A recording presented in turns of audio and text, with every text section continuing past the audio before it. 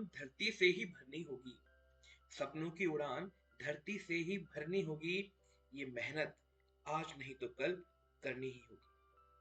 नमस्कार साथियों, मैं मोहित कुमार शर्मा आप सभी का स्वागत करता हूं आपके अपने YouTube channel UK target classes में। तो जिंदगी को बदलने के लिए चलते हैं एक और नए वीडियो की तरफ, पीवाईक्यू की तरफ, जो आपकी जीत को कर देगा और भी पक्का। देखिए, जो भी हमसे आज नए दर्शक जुड़े हैं तो उन्हें बताता चलूं कि हमारी इस चैनल पे CTT से जुड़ी हुई पीवाईक्यू सॉल्व की जा रही है, जिसमें ये जो वीडियो है ये चौथे नंबर की है, फोर्थ सीक्वेंस की है, जिसमें आपको सिर्फ पैडागोजी के 30 क्वेश्चंस का अभ्यास करवाया जाएगा। ये प्रीवियस ईयर के क्वेश्चन पेपर्स हैं, इसमें सिर्फ पैडागोजी को हम ले रहे हैं, अतिरिक्त विषयों को हम नहीं ले रहे हैं इसमें। पर अगर आप चाहते हैं कि अतिरिक्त विषय को, SST को, मैथ्स को, हिंदी को हम इसमें भी इंक्लूड करें, तो आप कमेंट सेक्शन में सब्जेक्ट का नाम लिखकर हमें भेज सकते हैं और हम जल्द ही आपके लिए उन विषयों से जुड़ी हुई वीडियो बनाकर ले आएंगे। तो अगर आप हमारे चैनल पर नए जुड़े हैं तो इसे सब्सक्राइब कर लीजिए और बेल आइकन को दबाना मत भूलना। इससे आपको हमारी जो पीवाईक्यूज की सीरीज है उसकी अपडेट बहुत जल्दी ही मिलती रहेगी। तो साथियों, अब बिना देर किए शुरू करते हैं आज की वीडियो को।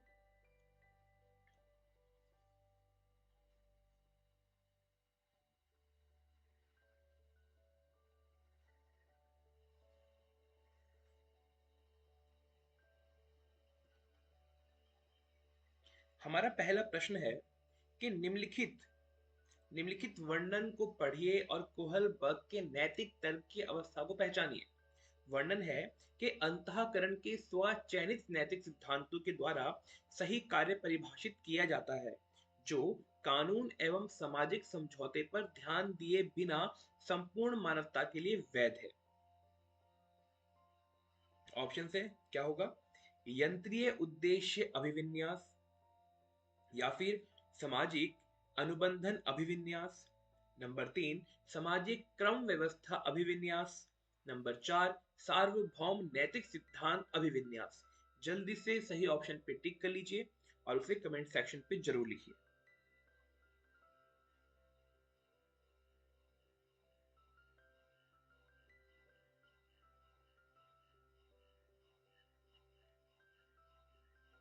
मैं उम्मीद करता हूं आपने सही उत्तर दे दिया होगा।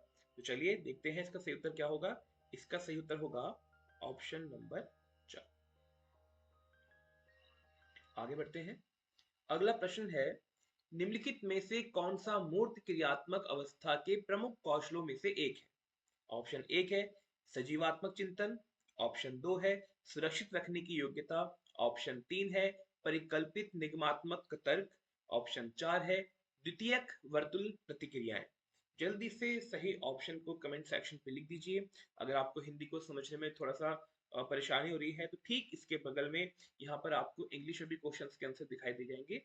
इसमें आप क्या कर सकते हैं, ये जो है इनको भी आप यहाँ से लेकर सॉल्व कर सकते हैं।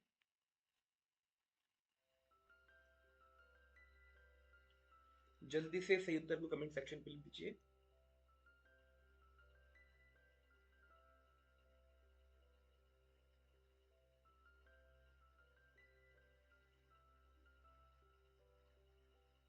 इसका सही उत्तर होगा ऑप्शन नंबर 2, सुरक्षित रखने की योग्यता। आगे बढ़ते हैं। अगला प्रश्न है, पियाजे एवं ले वाइगोस्की के जैसे संरचनावादी अधिगम को किस रूप में देखते हैं? ऑप्शन 1 है कौशलों का अर्जन, ऑप्शन 2 है प्रतिक्रियाओं का अनुबंधन, ऑप्शन 3 है निष्क्रिय आवृत्तीय प्रक्रिया, ऑप्शन 4 है सक्रिय विनियोजना के अर्थ निर्माण की प्रक्रिया। आपका समय शुरू होता है अब। जल्दी से सही ऑप्शन पे टिक कीजिए और कमेंट सेक्शन पे लिखिए। और आपके लिए एक बोनस वीडियो के तौर पे एक सरप्राइजिंग वीडियो मैं आपके लिए बहुत जल्द लाने वाला हूं। अगर सब ठीक रहा तो ये वीडियो आपको आज रात को ही मिल जाएगी, वरना कल ही आपको कल एक वीडियो मिलेगी आपको जो आपके बहुत काम आने वाली है। रामबाण है, संजीवनी है, और इसे आप जरूर देखिएगा और अपने दोस्तों से भी शेयर कीजिएगा।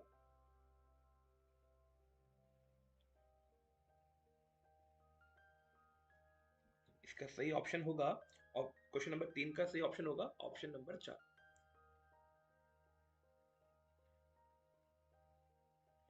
अगला प्रश्न है, समाचार पत्रों से कहानियों एवं कतरनों का चयन करना एवं प्रस्तुत करना जो पुरुष एवं महिलाओं दोनों को गैर परंपरागत भूमिकाओं में चित्रित करते हुए निम्नलिखित में से किसके लिए एक प्रभावी रणनीति है। ऑप्शन एक है लैंगिक जेंडर पक्षपात को बढ़ाने के लिए। ऑप्शन दो है लैंगिक जेंडर स्थिरता को बढ़ाने के लिए। ऑप्शन तीन है रूढ़िवादी लैंगिक जेंडर भूमिकाओं को प्रोत्साहन देने के लिए। ऑप्शन चार है लैंगिक जेंडर रूढ़ियों का सामना करने के लिए। जल्दी से सही ऑप्शन को कमेंट सेक्शन पे लिख दीजिए। और जैसा कि मैंने आपको बताया कि एक वीडियो आने वाली है जो आपके लिए बहुत महत्वपूर्ण है, जो या तो आपको आज रात मिल जाएगी, मेरा पूरा प्रयास है कि वो आज रात आप तक पहुंच जाए, अन्यथा वो कल शाम तक आपके पास अवश्य ही पहुंच जाएगी। तो आप सबसे अनुरोध है, जो भी नए विद्यार्थी हमसे जुड़े हैं वो हमारे इस चैनल को सब्सक्राइब कर लें, और जो पुराने जुड़े हुए हैं हमारे विद्यार्थी जिन्होंने अब तक बेल आइकन को नहीं दबाया है, वो बेल आइकन को दबा लीजिए, क्योंकि जैसे ही वो वीडियो आएगी आपको उसका नोटिफिकेशन सबसे पहले मिल जाएगा। चलिए, चार का सही उत्तर होगा ऑप्शन नंबर 4, लैंगिक जेंडर रूढ़ियों का सामना करने के लिए।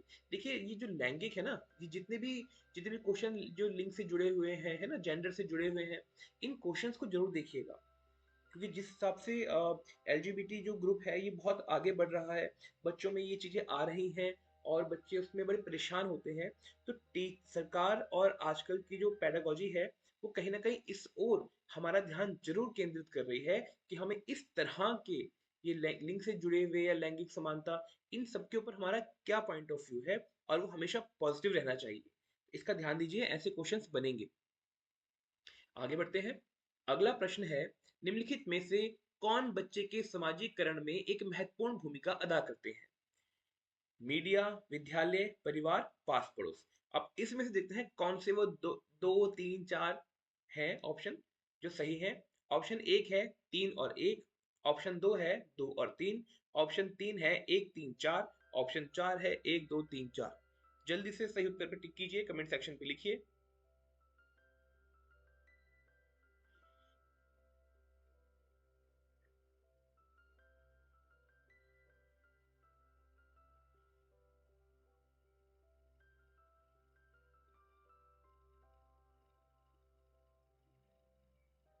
चलिए, इसका सही ऑप्शन होगा ऑप्शन नंबर 4। आगे बढ़ते हैं।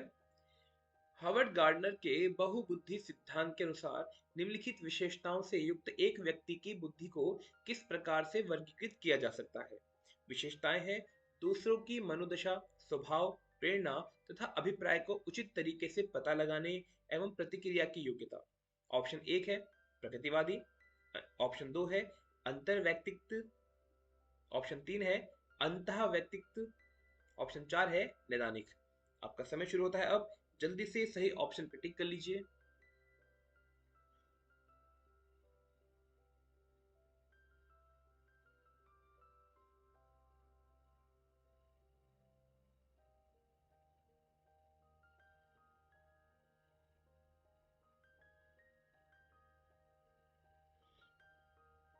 ये जो दिया हुआ है विशेषताएं, ये किस योग्यता को बताता है। चलिए, इसके सही उत्तर को देखते हैं। सही उत्तर होगा ऑप्शन नंबर 3, अंतर व्यक्तिक। आगे बढ़ते हैं। अगला प्रश्न है, बच्चों के मूल्यांकन के लिए निम्नलिखित में से कौन से कारण होने चाहिए।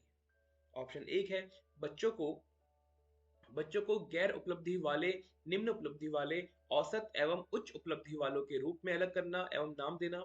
ऑप्शन दो है कक्षा में शिक्षण अधिगम प्रक्रियाओं में सुधार करना। ऑप्शन तीन है समय के साथ बच्चों में होने वाले अधिगम परिवर्तनों एवं प्रगति के बारे में पता लगाना। और ऑप्शन चार है बच्चे की क्षमताओं, संभावनाओं, सशक्त पक्षों एवं चुनौतीपूर्ण पक्षों के बारे में माता पिता के साथ चर्चा करना। आपके ऑप्शन है, पहले का है एक दो तीन चार। ऑप्शन दो है एक दो तीन। ऑप्शन तीन है दो तीन चार। ऑप्शन चार है दो और चार। जल्दी से सही ऑप्शन पे टिक कीजिए और उसे कमेंट सेक्शन पे लिखिए। अगर आपको ये वीडियो अच्छी लग रही है तो लाइक करते हुए चले। आपका एक लाइक हमारे लिए बहुत बहुत मैटर करता है और हमें एक नई ऊर्जा से भर देता है कि हम अपनी और एनर्जी के साथ और अच्छी पॉजिटिविटी के साथ आने वाली वीडियो में काम करें। चलिए, इसका सही उत्तर देखते हैं। इसका सही उत्तर होगा ऑप्शन नंबर 3, यानी कि 2 3 4। अगला प्रश्न है, निम्नलिखित में से कौन सा प्रगतिशील शिक्षा की अवधारणा के बारे में प्रमुख है? ऑप्शन एक, अवध पाठ्य पुस्तक केंद्रीय अधिगम। ऑप्शन दो, प्रत्येक बच्चे की क्षमता एवं संभावना में विश्वास करना। ऑप्शन तीन, मानक निर्देश एवं मूल्यांकन। ऑप्शन चार, बाह्य प्रेरणा एवं एक रूप मूल्यांकन मानदंड। आपका समय शुरू होता है अब। जल्दी से कमेंट सेक्शन पे सही आंसर को लिख दीजिए।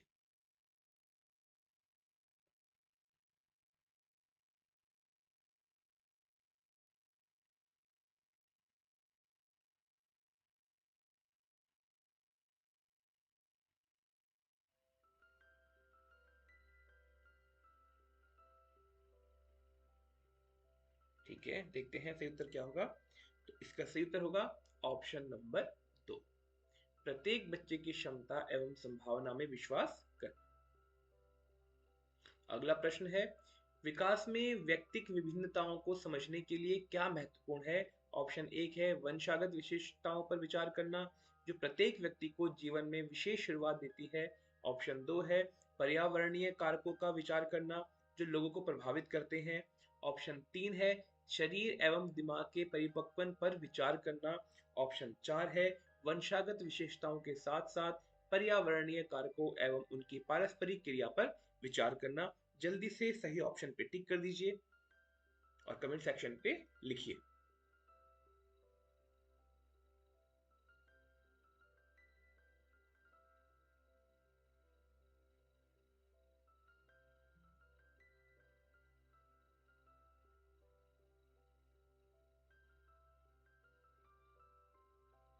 चलिए चेक करते हैं इसका सही उत्तर क्या होगा। इसका सही उत्तर होगा ऑप्शन नंबर चार, वंशागत विशेषताओं के साथ साथ पर्यावरणीय कारकों एवं उनकी पारस्परिक क्रिया पर विचार करना। अगला प्रश्न है, निम्नलिखित में से कौन सा विकास का सिद्धांत नहीं है? याद रखना ये इनकी अच्छाई है कि उन्होंने यहाँ पे डैश बना दिया है, यहाँ पे दिखा दिया है, हाईलाइट कर दिया है उसे। पर याद रहे, बहुत बार ऐसा हाईलाइट नहीं करते हैं और हम नहीं को नहीं पढ़ते हैं और प्रश्न के जो हमारे उत्तर होते हैं वो गलत हो जाते हैं। तो यहाँ पर प्रश्न है कि निम्नलिखित में से कौन सा विकास का सिद्धांत नहीं है? ऑप्शन होगा व्यक्ति अलग अलग गति से विकास करते हैं। ऑप्शन दो है विकास तुलनात्मक रूप से क्रमिक होता है। ऑप्शन तीन है विकास समय के साथ धीरे धीरे घटित होता है। ऑप्शन चार है विकास की सटीक गति एवं प्रगति जन्म के साथ ही निर्धारित हो जाती है। आपका समय शुरू होता है अब। जल्दी से कमेंट सेक्शन में सही उत्तर को लिख दीजिए।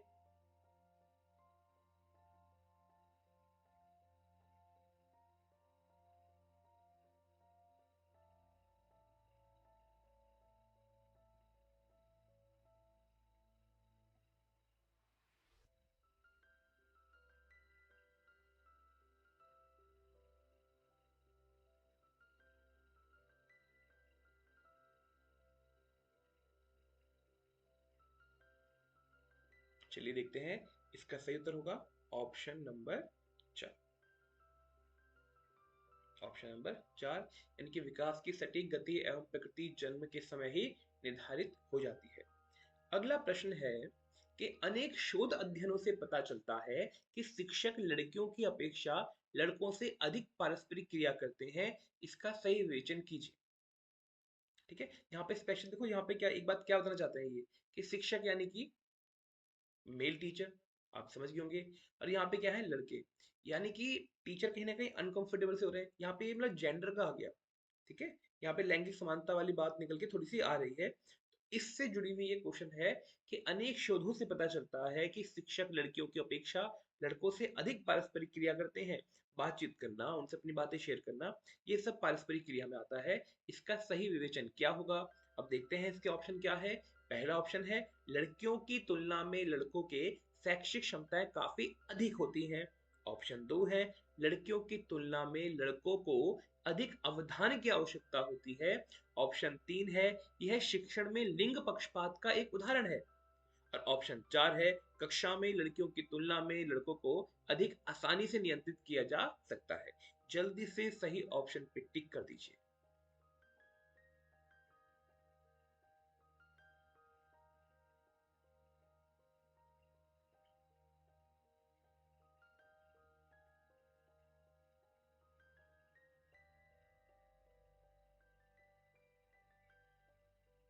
चलिए देखते हैं इसका सही उत्तर क्या होगा। इसका सही उत्तर होगा ऑप्शन नंबर 3। यह शिक्षण में लिंग पक्षपात का एक उदाहरण है।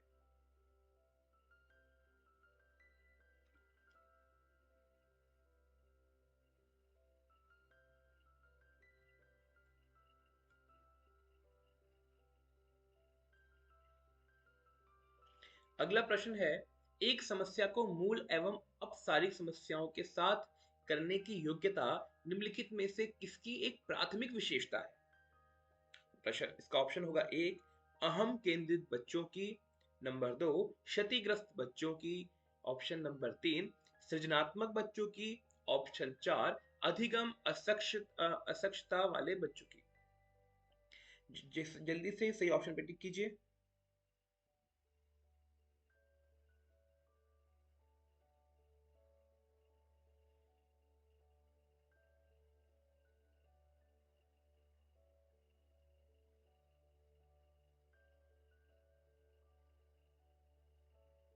चलिए देखते हैं, इसका सही उत्तर होगा ऑप्शन नंबर 3। अगला प्रश्न है कि दृश्य रूप से बाधित विद्यार्थियों के साथ कार्य करते समय एक शिक्षक को किस प्रकार के अनुदेशन अनुकूलन करने चाहिए? ऑप्शन है, स्पष्ट रूप से बोलना तथा छूकर महसूस करने वाले सामग्रियों का अधिक मात्रा में प्रयोग करना। ऑप्शन दो है, कई प्रकार की दृश्य प्रस्तुतियों का प्रयोग करना। ऑप्शन तीन है, स्वयं अभिविन्यास करना ताकि विद्यार्थी उसे ध्यान से देख सके।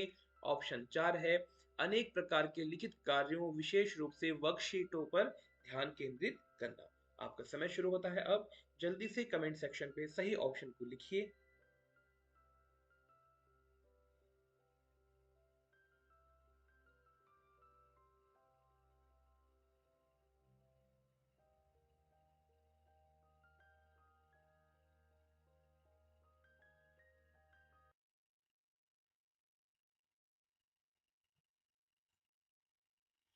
चलिए देखते हैं, इसका सही उत्तर होगा ऑप्शन नंबर एक, स्पष्ट रूप से बोलना एवं छूकर महसूस करने वाली सामग्रियों का अधिक मात्रा में प्रयोग करना। आगे बढ़ते हैं। अगला प्रश्न है, सहयोगात्मक अधिगम एवं हम उम्र साथियों के साथ शिक्षण का एक समावेशी कक्षा में किस प्रकार से उपयोग करना चाहिए? ऑप्शन है, सक्रिय रूप से आगे बढ़ाना चाहिए। ऑप्शन दो है, सक्रिय रूप से हतोत्साहित करना चाहिए। ऑप्शन तीन है, कभी कभी प्रयोग करना चाहिए। ऑप्शन चार है, प्रयोग नहीं करना चाहिए। जल्दी से सही ऑप्शन पे टिक कर दीजिए।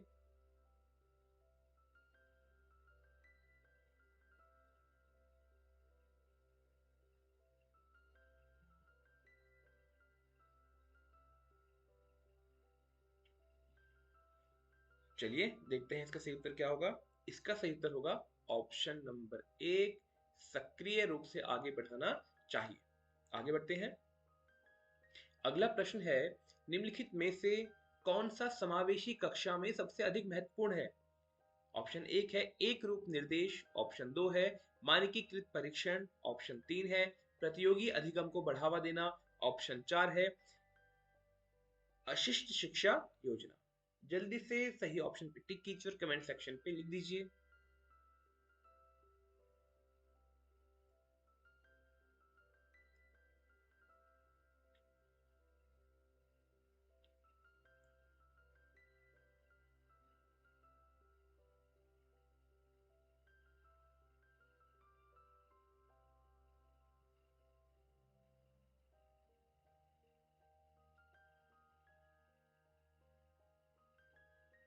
चलिए इसका सही ऑप्शन देखते हैं।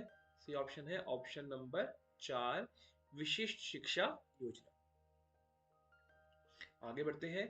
अगला प्रश्न है, अधिगम कर्ताओं एवं उनकी प्राथमिक विशेषताओं के मिलान युग्मों में से निम्नलिखित में से कौन सा सही है?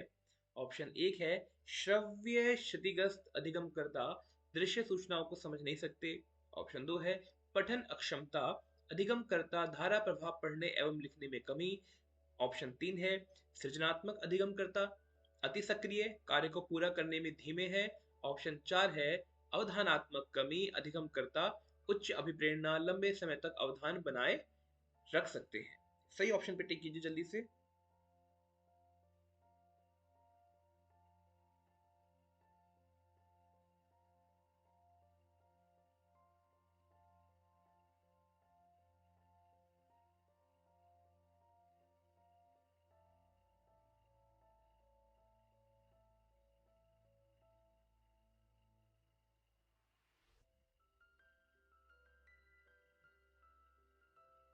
चलिए देखते हैं, इसका सही उत्तर होगा ऑप्शन नंबर 2, पठन अक्षमता, अधिगमकर्ता धारा प्रभाव पढ़ने एवं लिखने में कमी है।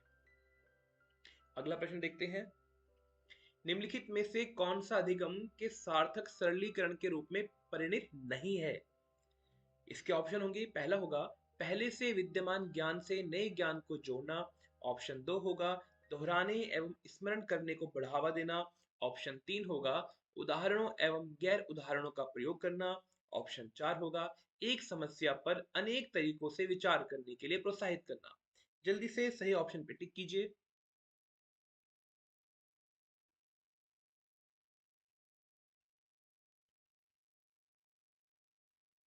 अगर आपको समझ में ना आए तो क्वेश्चन को एक बार और पढ़िए फटाफट से।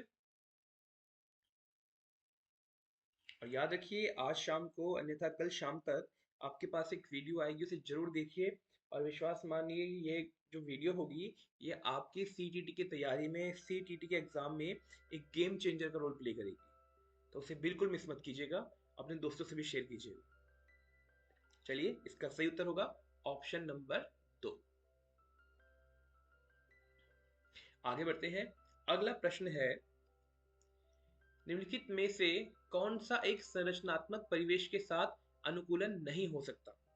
ऑप्शन है विद्यार्थियों को जटिल सार्थक एवं समस्या आधारित गतिविधियों में लगे रहने के लिए लगातार अवसर प्रदान किए जाते हैं, ऑप्शन 2 है विद्यार्थी सहयोगात्मक तरीके से कार्य करते हैं तथा आपस में कार्य केंद्रित वार्ता करने में लगे रहने के लिए सहयोग दिया जाता है, ऑप्शन 3 है शिक्षक प्रमुख प्रकरणों के संबंध में विद्यार्थियों के विचारों एवं अनुभवों को प्राप्त करते हैं तथा उनके वर्तमान ज्ञान की पुनर्संरचना का या विस्तृत करने के लिए अधिगम शिक्षण अधिगम की योजना बनाते हैं, और ऑप्शन 4 है अध्यापक विशिष्ट सत्रावसान मूल्यांकन रणनीतियों को लागू करते हैं तथा प्रक्रियाओं के बजाय प्रदर्शन पर फीडबैक देते हैं।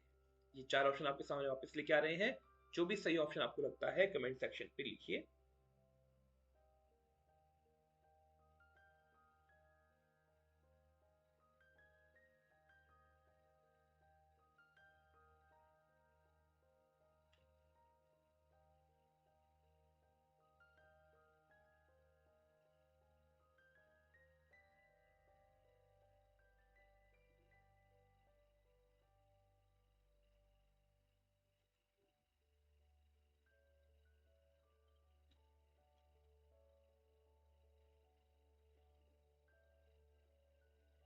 चलिए देखते हैं, इसका सही उत्तर होगा ऑप्शन नंबर 4। अगला प्रश्न है, एक शिक्षक को विद्यार्थी को डैश निर्धारित करने के लिए प्रोत्साहित करना चाहिए बजाय डैश के। तो यहाँ पर 2 खाली जगह है, उनको आपको फिल करना है। वो शब्द क्या है देखते हैं। पहला है अधिगम लक्ष्य प्रदर्शन लक्ष्य, दूसरा है प्रदर्शन लक्ष्य अधिगम लक्ष्य, तीसरा है असफलता से बचने के लिए लक्ष्य, अंक लेने के लिए लक्ष्य। ऑप्शन 4 है अंक लेने के लिए लक्ष्य, असफलता से बचने के लिए लक्ष्य। जल्दी से सही ऑप्शन पे टिक कीजिए। अगर आप थोड़ा सा भाषा को समझेंगे तो सही उत्तर आपके लिए सेकंडों का खेल है। थोड़ा सा भाषा को आपको समझना है।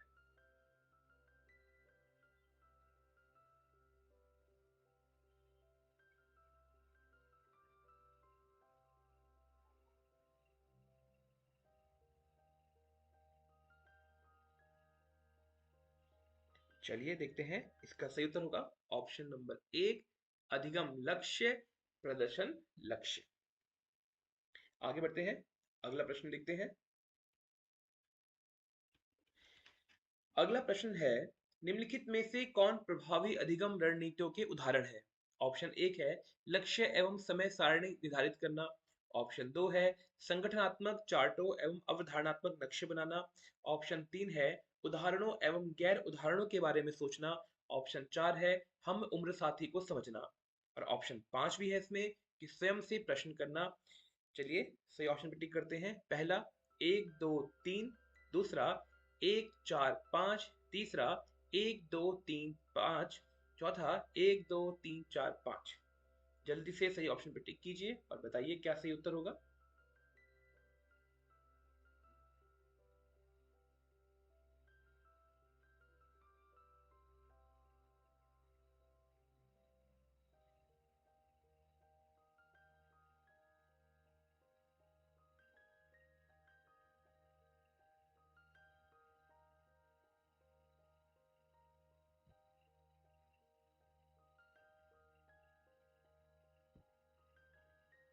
इसका सही उत्तर होगा ऑप्शन नंबर 4, यानी कि 1 2 3 4 5। अगला प्रश्न है, इनमें से कौन सा बाह्य अभिप्रेरणा का एक उदाहरण है? ऑप्शन है, मैं अपना गृह कार्य करना पसंद करती हूँ क्योंकि वह बहुत आनंददायक है। ऑप्शन 2, मैं बहुत अधिक सीखती हूँ जब मैं अपना गृह कार्य करती हूँ। ऑप्शन 3 है, गृह कार्य करने से मैं अपनी अवधारणाओं को अच्छी तरह से समझ पाती हूँ। और ऑप्शन 4 है, मैं अपना गृह कार्य पूरा करती हूँ क्योंकि शिक्षक प्रत्येक नियत कार्य के लिए हमें अंक देते हैं। आपका समय शुरू होता है अब। जल्दी से सही ऑप्शन को कमेंट सेक्शन पे लिख दीजिए। मैं आपको फिर से बताता चलूं कि जो भी नए विद्यार्थी, नए दर्शक हमसे आज जुड़े हैं, उनको बताता हूं कि हमारे पास ये पीवाईक्यू की सीरीज चल रही है, जिसमें हम केवल पैडागोजी के ही क्वेश्चंस को ले रहे हैं। और अगर आप चाहें तो हमारी पुरानी वीडियोस देख सकते हैं। हम अब तक 3 सॉल्व कर चुके हैं, ये चौथी वीडियो है। इसके साथ ही बहुत जल्द आज शाम को, आज रात या कल शाम तक आपके पास एक वीडियो आने वाली है, जो आपकी टीटी की तैयारी के लास्ट डे में या एग्जाम डे के लिए एक संजीवनी की तरह काम करेगी, गेम चेंजर रहेगी। तो जिसने भी अभी इस चैनल को सब्सक्राइब नहीं किया है, जल्दी से सब्सक्राइब कर लीजिए, बेल आइकन को दबा दीजिए। और जिन विद्यार्थियों ने सब्सक्राइब कर लिया है पर बेल आइकन नहीं दबाया है, बेल आइकन दबाइए, वीडियो को लाइक कीजिए। चलिए देखते हैं, इसका सही उत्तर होगा ऑप्शन नंबर 4। मैं अपना गृह कार्य पूरा करती हूँ क्योंकि शिक्षक प्रत्येक नियत कार्य के लिए हमें अंक देते हैं। आगे बढ़ते हैं। अगला प्रश्न है, एक प्राथमिक कक्षा कक्ष में एक शिक्षक को क्या करना चाहिए? ऑप्शन 1 है, केवल उदाहरण देने चाहिए। ऑप्शन 2 है, केवल गैर उदाहरण देने चाहिए। ऑप्शन 3 है, उदाहरण एवं गैर उदाहरण दोनों देने चाहिए। ऑप्शन 4 है, उदाहरण या गैर उदाहरण दोनों नहीं देने चाहिए। जो भी सही उत्तर आपको लगता है कमेंट सेक्शन पे से लिख दीजिए।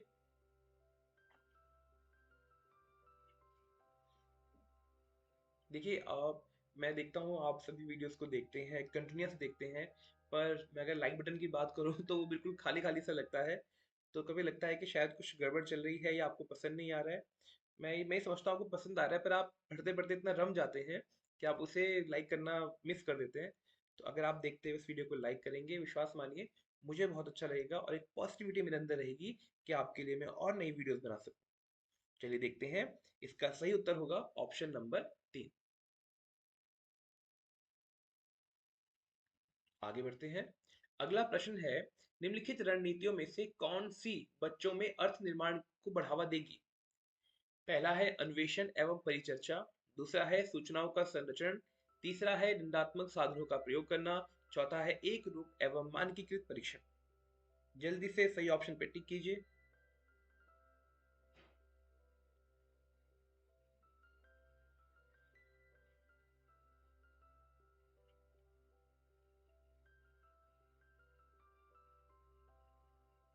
चलिए देखते हैं इसका सही उत्तर क्या होगा। सही उत्तर होगा इसका अन्वेषण एवं परिचर्चा। आगे बढ़ते हैं। अगला प्रश्न है, बच्चों की गलतियां एवं भ्रांत धारणाएं डैश क्या है? ऑप्शन देखते हैं। अधिगम शिक्षण अधिगम प्रक्रिया में एक महत्वपूर्ण कदम है। ऑप्शन 2, शिक्षण अधिगम प्रक्रिया के लिए रुकावट एवं विघ्न है। ऑप्शन 3, शिक्षण अधिगम प्रक्रिया में अनदेखी करनी चाहिए। ऑप्शन 4 है, सूचित करती हैं कि बच्चों की क्षमताएं वयस्कों की तुलना में बहुत निम्न स्तर की है। सही ऑप्शन पे टिक कीजिए।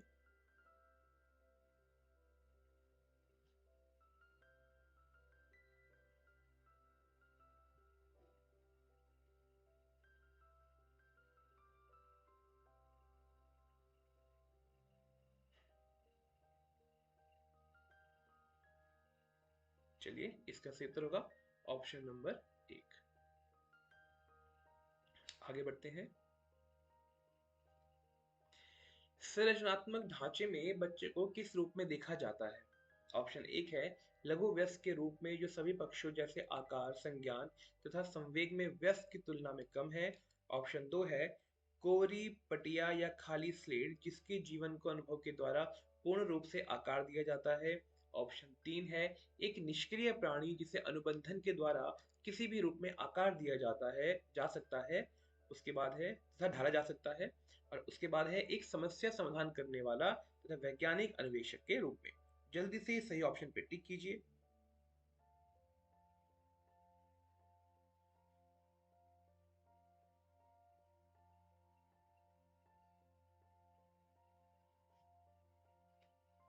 चलिए देखते हैं, इसका सही उत्तर होगा ऑप्शन नंबर 4। आगे बढ़ते हैं अगले प्रश्न की ओर। अगला प्रश्न है कि अपनी कक्षा में सहयोगात्मक अधिगम का प्रयोग करते समय एक शिक्षक की भूमिका किस प्रकार की होती है? पहला, एक मूक दर्शक होना चाहिए तथा बच्चे जो करना चाहते हैं उन्हें करने देना चाहिए।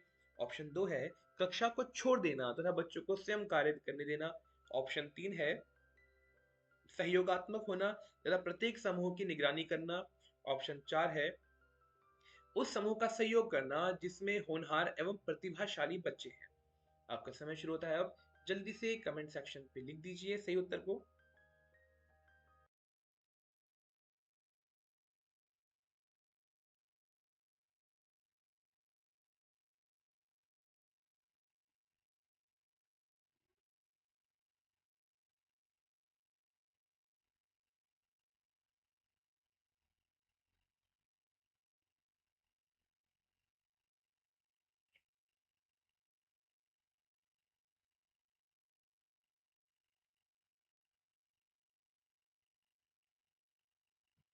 चलिए देखते हैं, सही ऑप्शन होगा ऑप्शन नंबर 3, सहयोगात्मक होना तथा प्रत्येक समूह की निगरानी करना।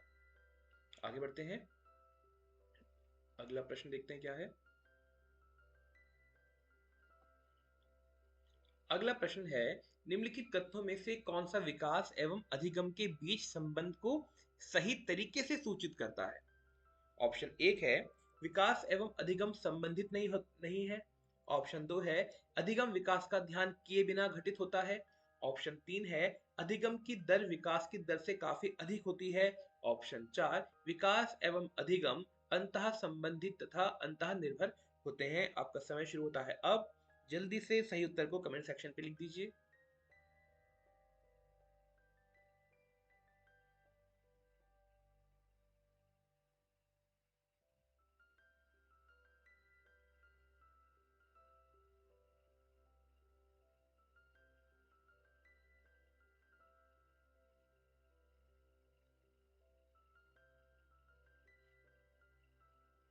चलिए देखते हैं इसका सही उत्तर क्या है।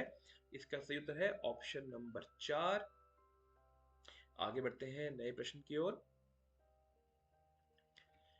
प्रश्न है पियाजे के अनुसार विशिष्ट मनोवैज्ञानिक संरचनाएं ब्रैकेट में अनुभव से नहीं, अनुभव से सही अर्थ निकालने के व्यवस्थित तरीके ब्रैकेट क्लोज को क्या कहा जाता है? इसके लिए ऑप्शन है मानसिक उपकरण, दूसरा है स्कीमा, तीसरा है प्रतिमान, चौथा है मानसिक मैप। जल्दी से सही उत्तर को कमेंट सेक्शन पे लिखिए।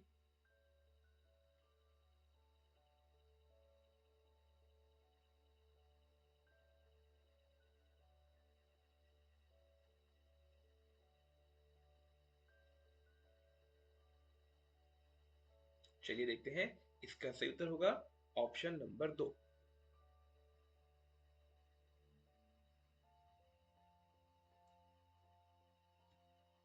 अगला प्रश्न है एक उचित प्रश्न स्लैश सुझाव के द्वारा बच्चे की समझ को उस बिंदु से बहुत आगे ले जाया जा सकता है जिस पर वह अकेले पहुंच सकती है।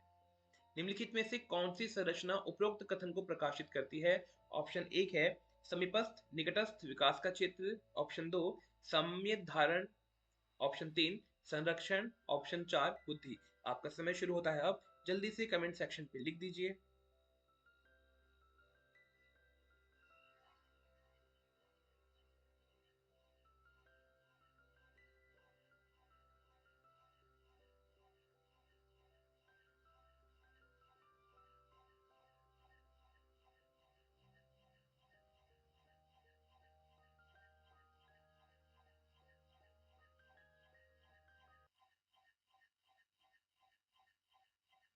चलिए देखते हैं, इसका सही उत्तर होगा ऑप्शन नंबर 1 समीपस्थ निकटस्थ विकास का क्षेत्र।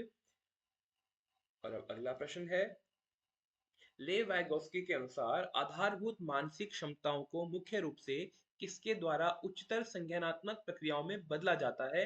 ऑप्शन है पुरस्कार एवं दंड। ऑप्शन 2 है सामाजिक पारस्परिक क्रिया।